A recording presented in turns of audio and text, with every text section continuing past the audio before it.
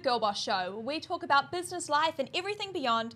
I'm Alexia from GirlBoss New Zealand, and I'll be your host today, and we've got some pretty incredible line-up of guests with me today, and I'm so excited that we'll be talking about women in finance and money mindset and all of those important topics today.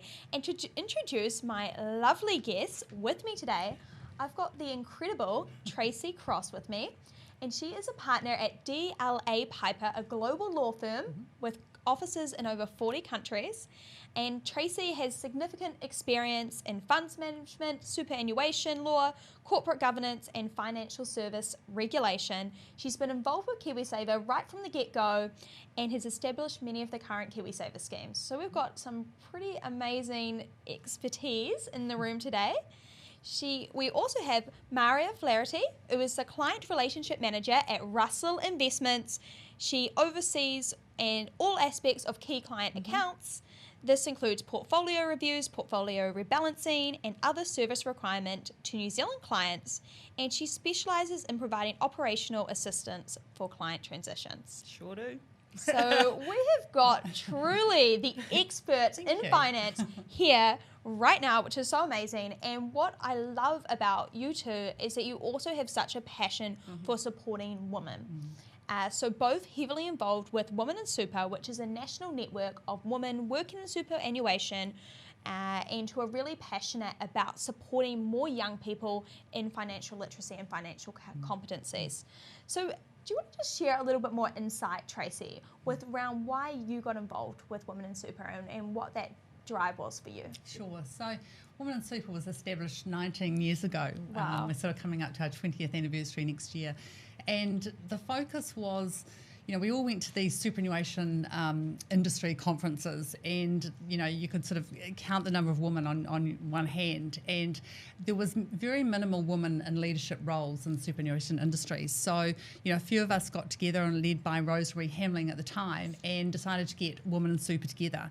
And it was really, our objective was to get more women, to encourage more women into leadership at that time, but also to educate women in relation to the issues that face them in saving for retirement, because there are specific issues facing women, and also to provide sort of a networking group, so that we had women supporting women. And this is 19 years ago, so nothing's changed. It's exactly what what you're doing, what we are all here doing today. So it has evolved from there. More recently, over the last sort of 5-year period, we've had a focus on schools and young girls, and really just trying to get the message out there that they need to actually pay attention to their financial future. Superannuation isn't a very sexy topic, or saving for your retirement. It seems so far out there. But if you start thinking about these things, owning your world, you've got a much better future ahead of you. Absolutely. And I was first involved. Heard of Women in Super when you were involved with my school at Albany Junior High School. Yes. So it's so incredible that we're back here reconnected again. And do you think in 2020, 19 years ago you established the organisation, still a lot of work needs to be done today. What do you think today is so needed to change in that area? Well, I think it's, for me, it's about women sort of stepping up and owning their own space. And, look, I'm not just focusing on young women, because it's older women as well. It's women who are at home, they've been supported by their husband for many years, and they don't understand their finances. That's a huge issue in our industry. And then you do have the younger women that have so much ahead of them. And if they just sort of start taking steps now, we'll talk about KiwiSaver, just making those little changes and getting in the groove, I guess, of focusing on their own financial future. Yes. They can own it. They're not reliant on anyone. And I think that it's all that good empowerment stuff. I think that's really important. And then, of course, that's what GirlBoss is all about.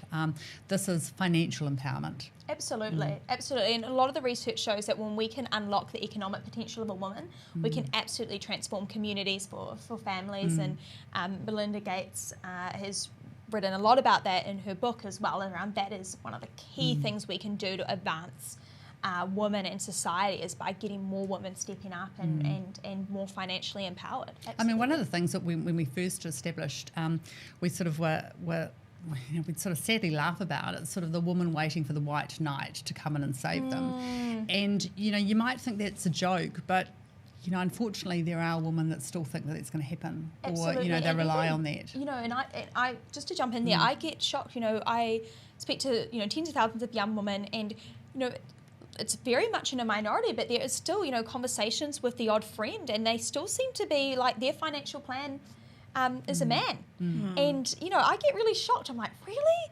How do we sort of combat that, and what can we do?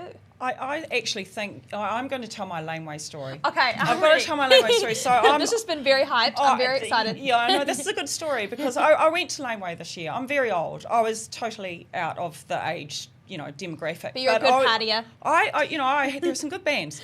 So anyway, I'm waiting for this band, and my daughter's up in front. I'm actually right in the thick of laneway, waiting for this band. Love them, and I thought, what am I going to do to pass time? So I started talking to these kids next to me, and I started talking to a girl, and I was saying, now, what are you doing? What are you doing at university? And she said, well, what are you doing? I said, well, I work for a fund manager. And I said, now, do you have KiwiSaver? And she goes, yes. And I go, well, who's your provider? I'm very passionate about it. I want women to know these questions. So I said, no, who's your provider? Oh, I don't know. And, well, what option are you in? Oh, I just don't know. And then I get a young man a couple of rows back, and I start talking to him, and he said, well, I've had my own portfolio since I was 17. And that, unfortunately, I think is the difference, is that women don't have that confidence. And sometimes men do. And so I had this big conversation with this, young man, and this woman's going... At Laneway. At Laneway. I just wanted to pass... My daughter was so embarrassed. I'm so sorry, darling. But, it was just a case in point. And I remember going back to Tracy and saying, this is so true. Women just do not have that confidence. And it makes me really quite sad because we're just as capable. Investments are tricky. Okay, so I'm in investments, and they are tricky. But there are a lot of tools out there, and we really want, and something that Women in Super is very passionate about, we go into schools, and Tracy will cover the KiwiSaver bit and the legality, and I talk about investments and the cycle of investor emotions. And I just want young women to go away with a little bit of knowledge so that they can start making some, good decisions about KiwiSaver, about investing. They're just as entitled to, but unfortunately you do have to take an interest, and as Tracy says, I so agree, it's not sexy talking about retirement at your age. And I've been into my son's school, I've done payback for him in a business studies class, and I said, I will come and do payback, and because I want your business studies students to know about investments. I want them to know about KiwiSaver. So it is very important. It's something that's why I love Women in Super, being involved with Absolutely. it. I do want women to become more financially literate, because we can talk about the stats about the gender pay gap still very much exists, doesn't it, Tracy? Absolutely. The gender pay gap still very much exists, and as I said to the young man at Laneways, the other thing is we are still having babies, so we're out of the workforce when we have those babies, and we still normally are the lead carer, and we live longer. So those three things alone mean that, unfortunately, women have to be on the front foot a lot more than men. Complacent. We cannot be complacent, and I know you deal with a lot of young women that aren't complacent, so hopefully this might just make them think a little bit more about the KiwiSaver, because so many young women have KiwiSaver, don't they, Tracy? A lot of exposure there. I think it's just starting the conversation. Yeah. And I think for for women, if I think of my own, my own youth, it's about being vulnerable to ask the questions, to accept that we don't know, to get over ourselves and move forward. Yeah, and that's great what's point. missing. You know, as you said, Maria.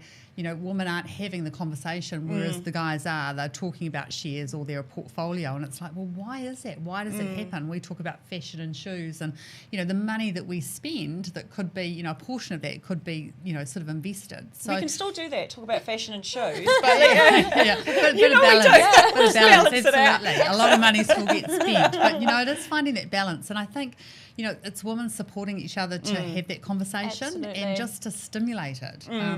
Because, you know, nothing that's going to come to us, we really do need to own it. I think that's really important. Absolutely. So the more we have talking about it and the more we read, and KiwiSaver's been great because it's really got the whole KiwiSaver, the retirement savings into more people's of a, psyche, isn't it? into the general psyche of the public. But it is that understanding, and I think that there's still a lot of information that can be there. We've got a lot of organisations within New Zealand that can help, talking about financial literacy, etc. It's probably a little bit scattergun, and I know that's something that the government is focused on, really getting a focused team on financial literacy in New Zealand, because then we can sort of build from a strong base. But, you know, that's why Women in Super really wants to sort of focus in on the young, because, you know, we can share our experiences and, you know, how we would have done things better. Have we had a sort of another chance? And I see that difference even as a young person from a very young age. You know, I'd speak to my peers in high school, female friends, and I was always putting. Honestly, I remember from the age of primary school, I was always putting my foot in it because I was talking about money, and that was a little bit. People were a bit uncomfortable with how open I was to talk about money. You know, I'd ask embarrassing questions like, how much did that cost? And, you know, they'd sell their house and I'd go, oh, how much did you sell it for? And all of these questions, which always were met with a little bit of awkward silence. And, you know, I remember one instant, you know, I was in, you know, year 13, I was 18 years old, and we're talking about finances, and then I asked, you know, someone sold their house, and I was following the housing market quite a lot, and I was like, oh, you know, how did it go? You know, sold at auction, how, you know, did it go for more than you expected? And I remember all the girls in the group just instantly shut down, and they just said, Alexia, you cannot ask that question. Interesting, isn't it? And they did not know the own values of their own homes that they were living in with their families. And it was very clear to them that that was not a conversation that they maybe from their mothers or from the other woman in their life that women could openly talk about. And I remember feeling quite surprised, and I came home and talked to my mum, and you know, that's not appropriate for women to talk about finances. I think you've got a lot of things going on there. You know, you've got sort of the financial literacy of the people sort of around you having that conversation or not having the conversation. Yeah. But then you've also got individual money stories and, you know, values around money, how you're brought up. You know, cultural plays a big part of that in relation to, you know, young needing to help educate the old, needing to support the family, you know, families overseas. There's so many sort of dynamics that come into the money conversation, and I think that's really something that we need to sort of break down. I mean, I would love to, you know, have a financial literacy program that educated around money and finance with values at the same time. Absolutely. You know, because I think you can't deal with one without the other. And I think that's what, you know, very much you would sort of experience in that conversation. And I know, I mean, I've had times if you don't know what you're talking about or what, you just shut down. You know, yep, got that covered, don't go there. But I think as we, you know, what we like to impart is, you know, really that empowering woman to ask the stupid questions. You know, you're not going to move forward unless you do. And accept your vulnerability at times, and get the information, get the support of people around you, because there are so many people there ready to support you. So embrace it and move on. It's all about having a better life, and it's all about choices. I remember when we first established Women in Super, and we had someone come in and talk to us. And it was about, you know, we hear all these stories about saving for your retirement and these huge figures. You know, you have to save millions to get through your retirement, etc. And the story that was shared was that it was someone that had just saved up a small amount of money, and that gave her the choice of, doing one extra thing, during the week. And it might have been having a shower at home and paying for the power as compared to showering down at the pool. I mean, and that was just so humbling, as simple as that. And I think sometimes in this whole, financial literacy, education, saving for your retirement discussion, we lose some of the basics there. It's all about choice. What sort of choices do you want to be able to make, further in your life, because you don't know what's going to happen. We don't know how long we're going to live for, although, as Maria said, women live longer than men. So we need to take that into account. You don't know what's around the corner. No. So it is about having a bit of a broader sort of perspective of things. Absolutely, and you spoke about the importance of personal values when you're, around teaching financial literacy. For you, how do you think your childhood or your personal values impacted your money mindset or your outlook on finances? Well, I think I'm totally different from my mother, because I think I might be speaking for, both our generation, is that our parents, worked, saved very hard. So my mother was quite thrifty. And so for me, I'm actually quite opposite. I'm just like, what? So I should know better. So I always laugh with people at Women in Super. My retirement's probably not in great shape because of the shoes and the frocks. But that's why I want to kind of impart, I may have not done it right, but that's why I think it's really important. Like I've had my children in KiwiSaver, since they were very, very young. I get told off sometimes, but I'm contributing to their KiwiSaver because I say to them, right, guys, KiwiSaver can be your first home deposit. Wow. And that's something I feel very keenly for, the younger generation is, how do they buy a house in Auckland? It's insane. So, I am trying to do the right thing by my children and give them, just a bit of a head start. And, because I'm in investments and fund management, the lectures I've given my son about investments and everything, and I've bought a Mary Holmes book. That was a Christmas present. Yes. I said, if you want to learn... I'm sure what all teenage men want. Yeah. I know that book, though. That's a good one. No, she's just very sensible, and I said, and because Michael is, my son's a bit of he likes to think he's an entrepreneur, but I just want him to get some basics before you start making these grand decisions. And of course, I do have, I have a daughter and a son, so I see the kind of gung-ho male attitude and the more, and I'm not trying to stereotype women. I don't want to do that because I think, we're amazing. But, there is that kind of, my laneway story, there is that kind of more, I don't know, and I think, you were saying before about making choices.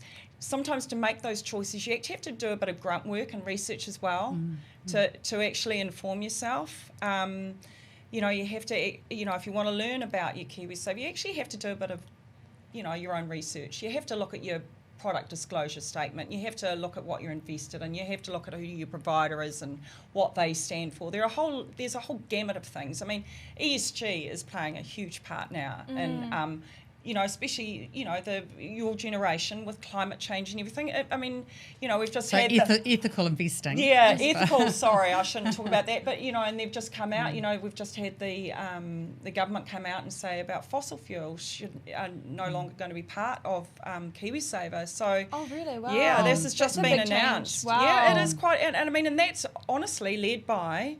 A lot of this is led by, the younger generation because it is so important. The climate is in crisis, really. So I'm rambling, but but these are all the things that that are coming into play with investments and KiwiSaver. So that's an interesting point, though, isn't it? And I don't think you were rambling because I mean, a lot of the things that are happening these days are driven by the voice of the consumer and the younger generation. So ethical investing. I'm not going to put my money with you because you're doing something bad, all this whole focus on conduct and culture that we're dealing with in the financial services industry, which is applicable to all organisations.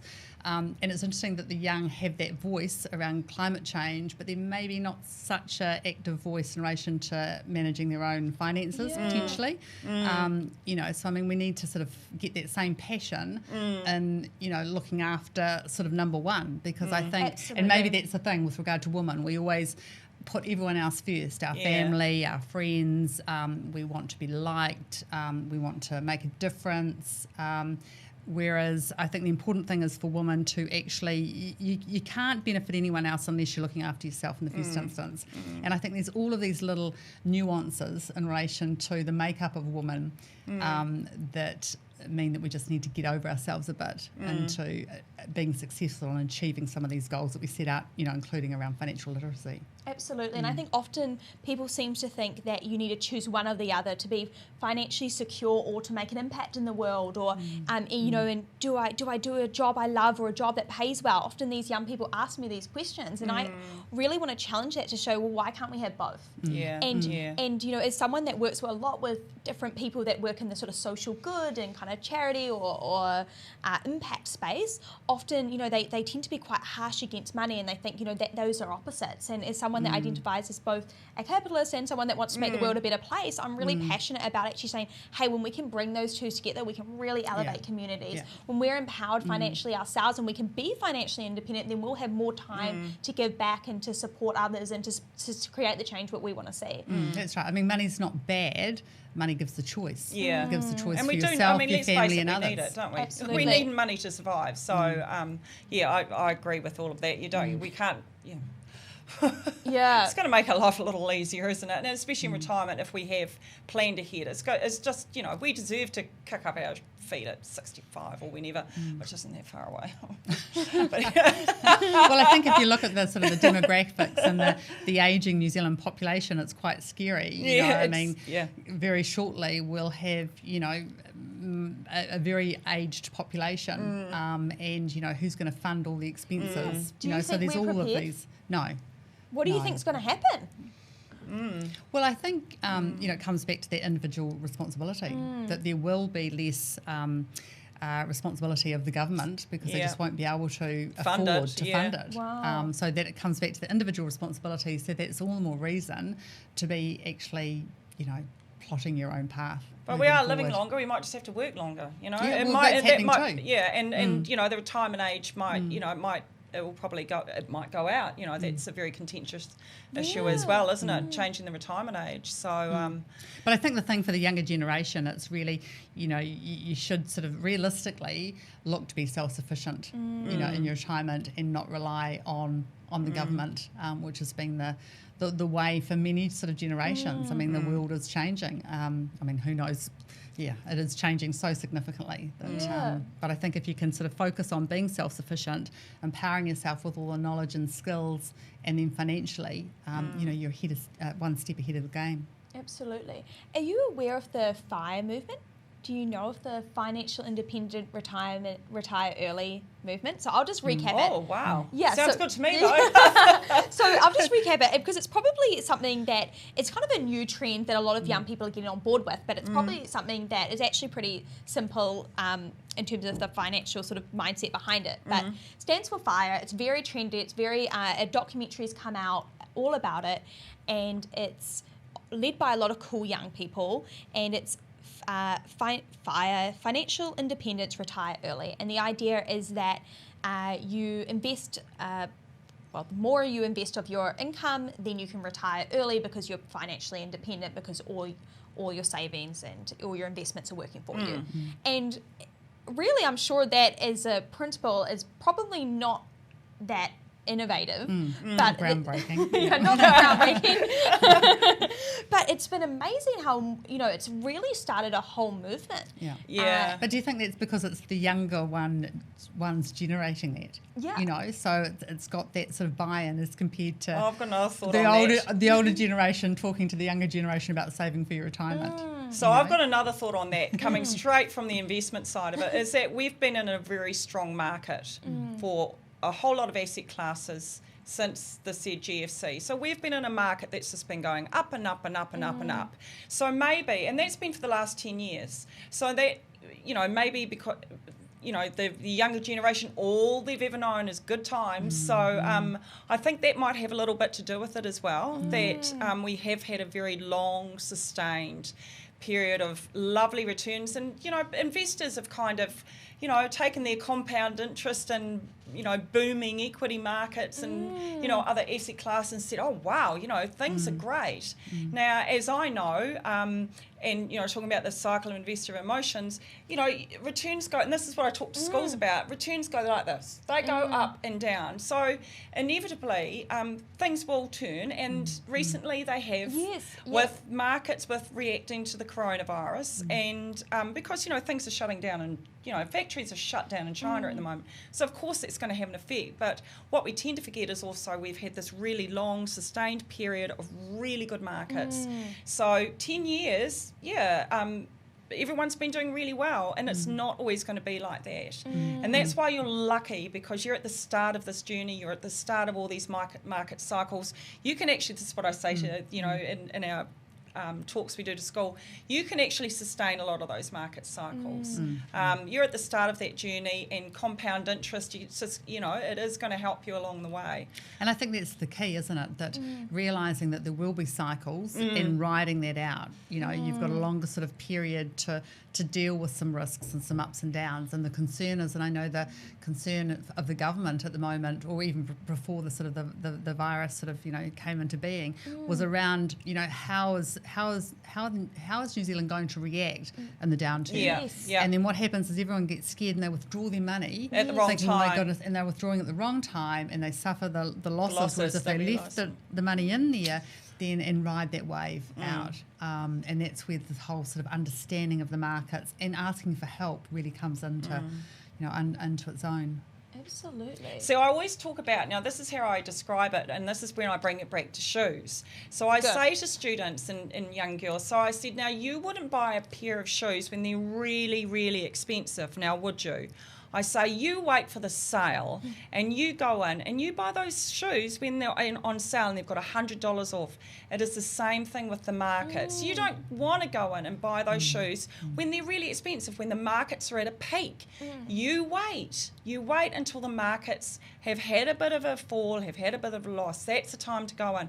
It's like you buy low, you sell high. It's all. When I talk about shoes, people go, right. But it's the same thing. I think it's just making people realise they're making those financial decisions and choices every day. Yeah. And that it's not something that has to be difficult. difficult. And it's not actually that. I mean, I am simplifying a little bit. It's not, it isn't that hard, really. Anyway. I like my shoe story. I love that too. That's all awesome. comes back to shoes. Yes. I'm going to tell you one thing today. And I think too, there's so much information out there if someone wants to look for it. The Retirement Commission's site, providers' sites. You just have to Google, and all of this information is just available. So, as compared to sort of when we were a bit younger, it wasn't so much available. It was only just a few years ago, Tracy. Yeah, of course. So what are your predictions over the next 6 months to a year? What do you, or even going forward, what do you think? I think a lot of, even I'll for... get my crystal ball out. You told me, you didn't tell me I needed a crystal ball. I think a lot of, New Zealanders and even myself, wondering where do we invest our money? With the housing market, it seems to be, reasonably stable maybe. And then we're also seeing, with the interest and the banks, so where do we put our money at the moment? With the share market, I don't know. Well, the first thing I would say is it's very much up to the individual investor, and Tracy was just talking about these websites. So the Commission for Financial Capability has a great website, and I always say to anyone, you see, I'm not a licensed financial advisor, so I can't do this. But I will say, that there are good websites out there. The first thing I say to anyone when they want to get advice is I just fill in a risk profile. So the risk that you can take on is very individual to you. It's quite different to me. So you might want to go high growth, riskiest assets, and your investment horizon is very, like you're young, I'm not, so that's obvious. So your investment horizon might be quite different to mine. So I always say that, and I think Tracy will agree as well. It's very much up to the individual. Use the websites, use the tools that are already out there with Commission for Financial Capability. Have a great website. do a risk profile, and I think that's a good start. I really do. I think that's the first place to start. I think the other thing too is that we have really good financial advisors out there Yeah. in the marketplace. Yep. You know, the government's spending a lot of money rejigging or completely repealing and replacing our financial advice regime. And it is all about, having, competent financial advisors that provide appropriate advice for really individuals. Yeah. So, I think in New Zealand we underestimate, we don't want to pay for financial advice, but again, it's an investment in your future. So I think those that sort of get over that and start talking to a financial advisor and getting that guidance, because they're the specialists, they can they can give you advice with regard to, as Maria said, your specific circumstances. The tools in that are a great start, and they give you a bit of confidence and a bit of an idea, but then to sort of take that to a financial advisor, I think is really invaluable. So I think as the new regime kicks in on the 29th of June, and we'll see a lot more, I'm hoping we'll see a lot more sort of information publicly available around the new regime and really promoting, going to a financial advisor. Oh, that's exciting. Yeah. Yeah, big changes. Well, they're all beavering away, doing a lot of work with new disclosure. I appreciate that when you get these disclosure documents around financial products or around financial advice, they can be quite overwhelming. Yeah, too hard. People don't read them. But so there's been a huge focus on simplifying them so that everyone can understand them. But the whole thing comes back to, if you don't understand, ask. It's about taking responsibility for, your own financial sort of situation and getting the information. Demand it. If you're paying someone, don't leave their office until you actually understand what they're talking about. It's their job to actually explain it to you. And a good financial advisor should do that anyway. Yeah. Well, they actually have obligations under the new regime, and that they have had. Well, they've had obligations under the existing regime, but there's been sort of a heightened. Focus of some of them, but under the new regime they need to take reasonable steps to ensure their client understands the advice that's been provided. Now that's no guarantee, because of course you can say to me, of course I understand that advice, Tracy, and I don't necessarily know that. I can take reasonable steps to ensure that I think you do understand, that I've given you the information, we've had an exchange, we've had we've documented it, etc. You've had the time to actually come back and ask questions. There's a whole lot of processes around that. But so there's responsibility on both sides. But I think if you are actually taking the time to invest and to get advice, you need to make sure that you do understand it. Absolutely. And talking about sort of new changes and what we're seeing as well in the media, and did you see the front cover of the newspaper yesterday talking about the gender pay gap at TVNZ in terms of top media presenters? And as two women working in finance, and what are your perspectives on the gender pay gap? So it's disappointing that we're still having these conversations now. What strategies would you recommend to women? Do you see the gender pay gap in your lives, and have you experienced that yourselves? But I think, being in a law firm, it's been a focus, and it's been a heightened focus over the last few years with regard to issues that have been experienced, right across the board.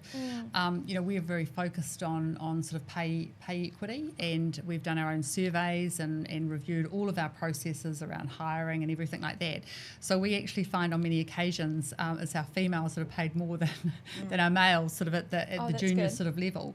Because people, we sort of stagger it, and they come in and generally they're sort of the same, but then they sort of evolve into different sort of pay categories. So it's something that organisations need to be held accountable for, and women need to have a voice, and they if they see bad behaviour, they need to bring it to the table. We come back, all of this theme is around empowerment.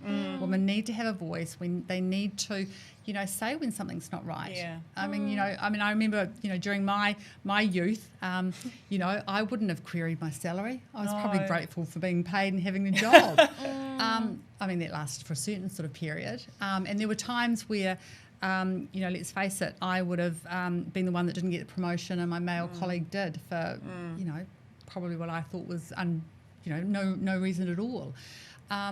So, you know, what I would sort of suggest or recommend to women is we've got to have that voice. We can't And not be rely afraid on, to call out if you Yeah. think there's something wrong. We can't rely on other people to do it for us because it just doesn't happen. Yeah, and it is an uncomfortable conversation, I think. But it's our livelihood. We work just as hard, and we shouldn't be afraid to call out on this. I've been very fortunate. I've got a good employer who's I think has been very good to me, and been they're a flexible employer, and so when for example, with childcare issues, I've had to, there are different times that I've had to be at home because I've got children and everything, and I also think to have an employer like that is also just as important because, as I was saying at the beginning, we're still having the children, and often we are still the lead caregivers, and even though I've had nannies, I've still had to be there for my children, which I know my male colleagues not so much. So in that respect, I've felt that I've got an employer who's very understanding, but I just think we have to.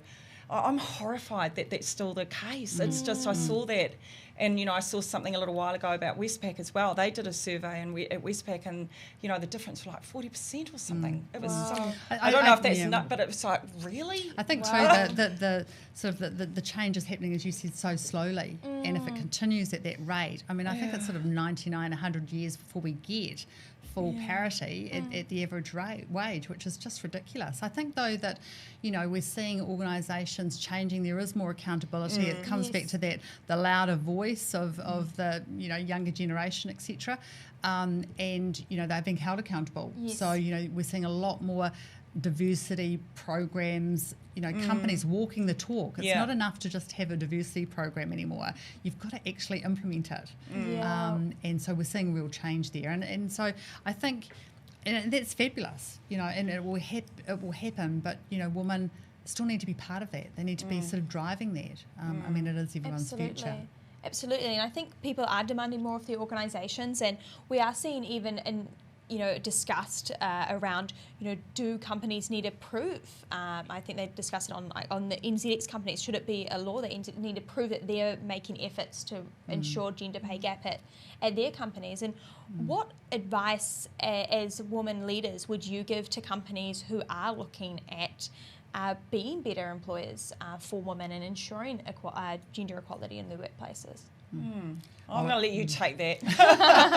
Look, I just think that it's a must. It's something that needs to be led. I think being in the financial services space, where we are dealing with all this conduct and culture and bad behaviour that's happened in Australia and greed and, companies not focused on best customer outcome, it's not sustainable. To have a sustainable business, you need to be on top of all these issues and leading them, because, sort of bad behaviour or doing nothing won't be tolerated. Yeah, it's not a great look, is it, for the company itself? And so we see really, it they're with not doing themselves any grads favours. coming in. They're very focused on our pro bono programs and flexible working and all the diversity policies.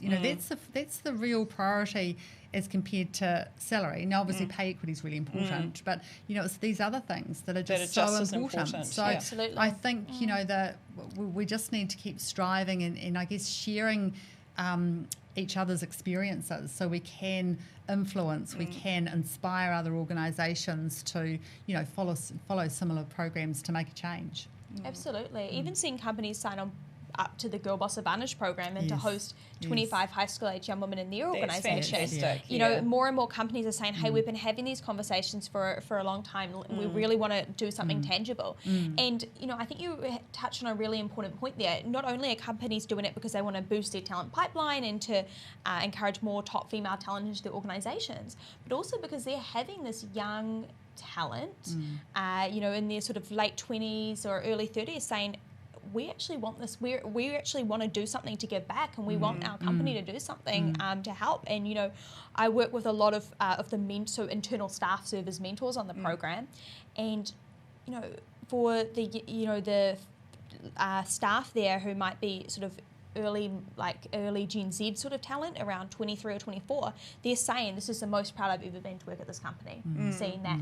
And so the companies are realising hey, we're actually getting pressure from our staff to step up and do something tangible. Yeah, that's right. And I think, today with social media, you can be a hero or you can be a villain very easily. Yeah. So, you know, I think there is the reputational sort of aspect, which is really important, but underlying that, we've got to have the trust of our people. We've got to be doing the right thing. Yeah. That's what's important in this new world that we're moving into, I think. Sounds as if we haven't been doing the right thing for previous generations, but it's a heightened focus. It's looking at everything through a good, customer, good conduct lens. Well, I mean, I guess also with social media, I mean, we shouldn't really have that. So it has made a big there's another channel, a communication channel that instant, so things moved very slowly back in the days. So I mean, no, absolutely. I think we're even hearing this phrase like cancel culture, which is something that a lot of companies are very fearful of, particularly in the United States. I think in New Zealand we're a little bit more relaxed on the front, but when I work with my friends in the US, I mean, they're hardcore in terms of, if they don't feel a company's doing right, they can send out a tweet and then that goes around and then and that's powerful. And a lot of companies are like becoming very fearful of this tool, which can be used to say, if, when we're seeing, just one person stepping out and talking about, a subconscious bias or sexism that they've experienced, and then that can just blow up and be shared all across the world and be so damaging for an international company. So the reputational damage. And so now they're saying, actually, you know what, we've got to do something to make an impact. I think that's across all levels, though. I mean, we've seen it sort of with regard to that, ethical investing and the diversity, the letters that are being sent from one CEO around the sort of marketplace saying, this behaviour is just not good enough. You need to take action, or the shareholders are going to take action. So, it's sort of a bit of an uprising, kind of right across the board. kind of movement. I mean, we are seeing the largest movements in history happening right now with the school strikes for climate, the Women's March. Right. I mean, these are the largest movements in human history.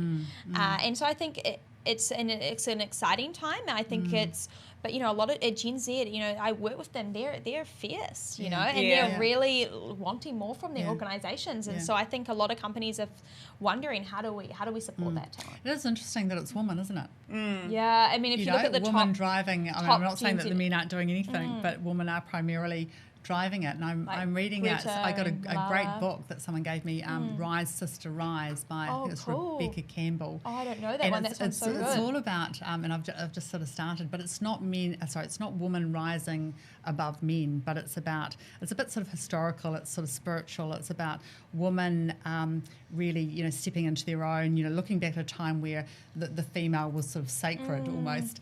But it's about really needing to embrace our feminine and masculine, ourselves and culturally, to really sort out some of the issues that we've got.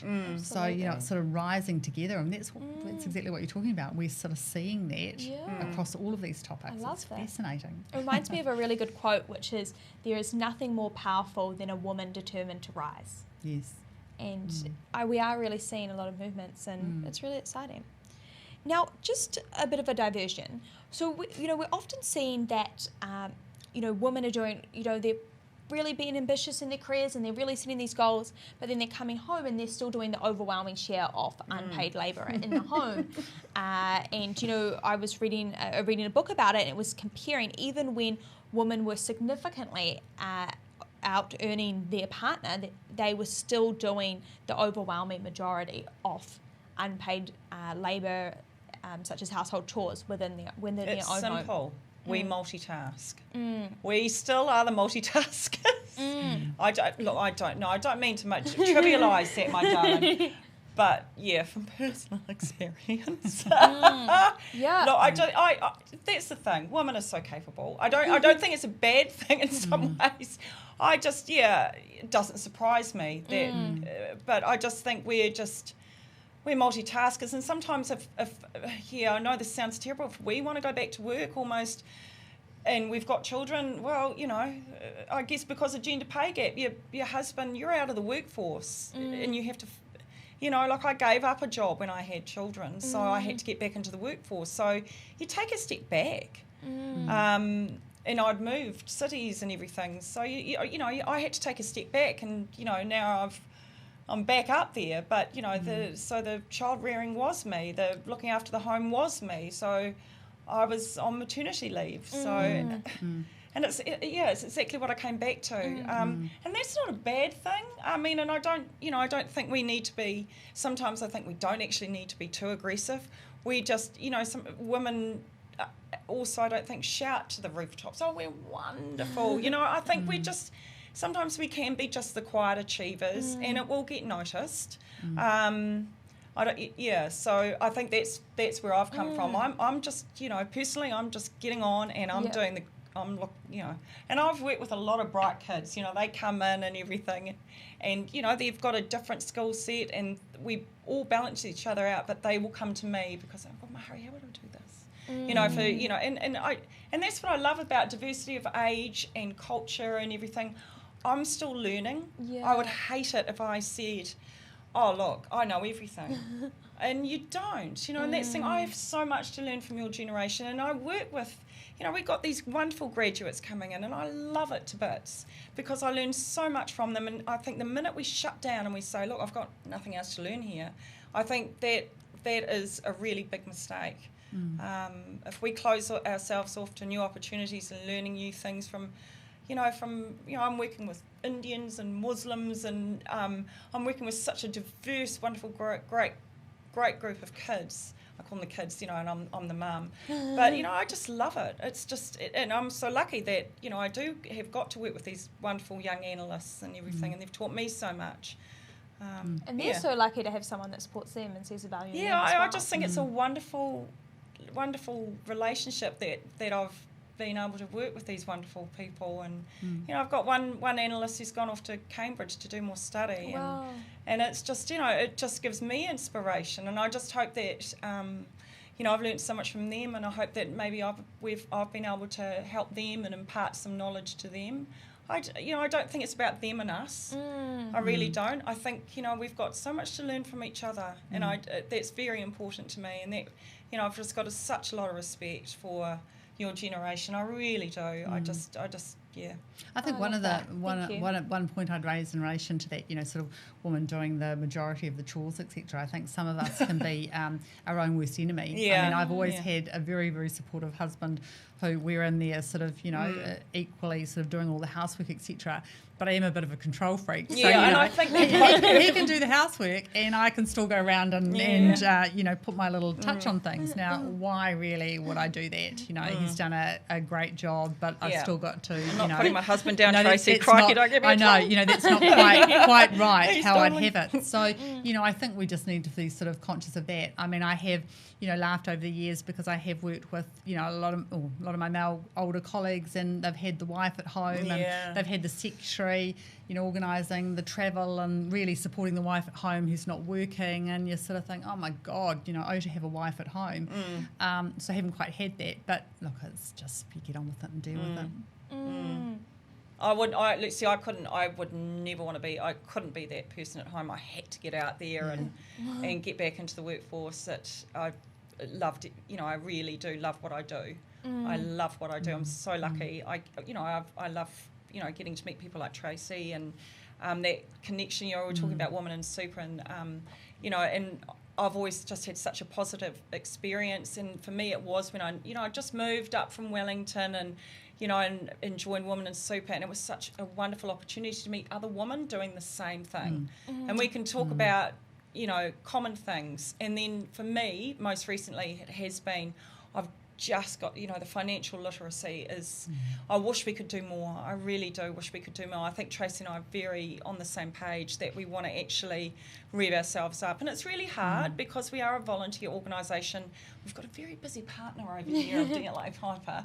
But we're both quite passionate about, just doing more for women. Financial literacy is something, and after going to schools, and it's fantastic. Talking to students, really I love it. We both love it. There's so much more to be done. Yeah, there's so much more to be done. I think that frustrates us. We've got so much value to give as well. Well, it just frustrates it. I'd love to go out and, do schools. I'd love to make that my full-time job. Because I do think it's so important. But anyway, we're going back around in circles a little bit. But absolutely. Anyway. But what would be your key message to a young woman sitting out there, listening to this and thinking, oh, well, I better be a bit more switched on when it comes to my finances, what would your key message or advice to them be? I'd just say don't be too scared about wanting to get more knowledge.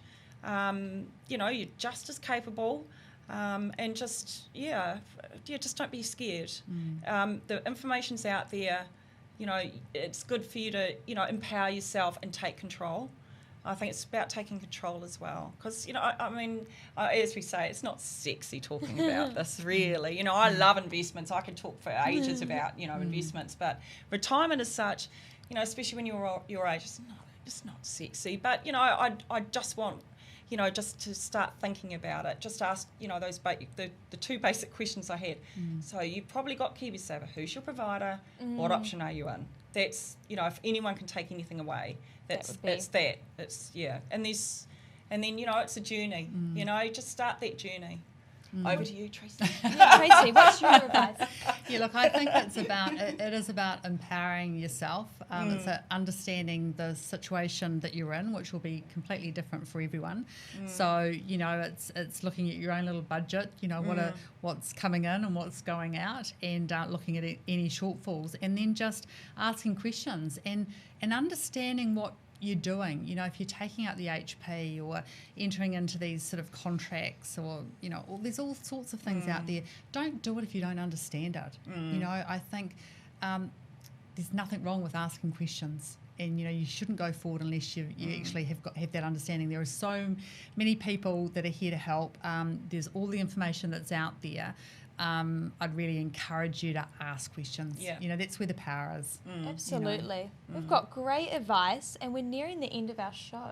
Ooh, we've had that went fast. We've had such fun time. We've had the best time with you, darling. Yeah, it was so awesome to have you two incredible women. So we've got a tradition on the GirlBoss show where we end by sharing one word in which we're going to take in to the next week or next few weeks. Something that's really going to motivate us, and it's something we're really channeling, like an intention over the next week or so. So for me, my intention is really around really being energized. So we've got some really exciting initiatives coming up in Christchurch, and we're doing some really great work there very soon. And so it will really be around just being energized and putting my full energy into what we're doing. That's my intention. What about for you two, wonderful woman? Okay, well for me, it would be stepping in to my own authority and maintaining that. I think that. that is my mantra, and I think that's so important. And it's about owning what you're doing. It's all of those things, asking the questions, just owning it. You are responsible for your own self. Perfect. That was so good. For me, it's I'm an enthusiastic person. I always want to be enthusiastic about what I do and what I bring to work and what I bring to the people around me. And I do like that energy. I always want to be energetic. I don't want to be this sad old sack. I really don't. from a sad old but sack, do you know what I mean? I want to always be energetic about what I'm doing. Well, some days. But yeah, it's very important to me that my focus. I'm always bringing that energy to my role, and I've got the great privilege of looking after some really lovely clients, and I love coming into work because that motivates me, and I always want to be that enthusiastic, energetic person for them. That's really important. I'm sure you will. Thank you so much. I really, really appreciate it. And if anyone would like to comment any questions below, we can share those with you.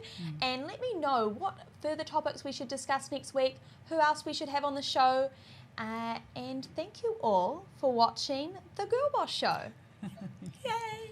That was fantastic. Thank you so much, team.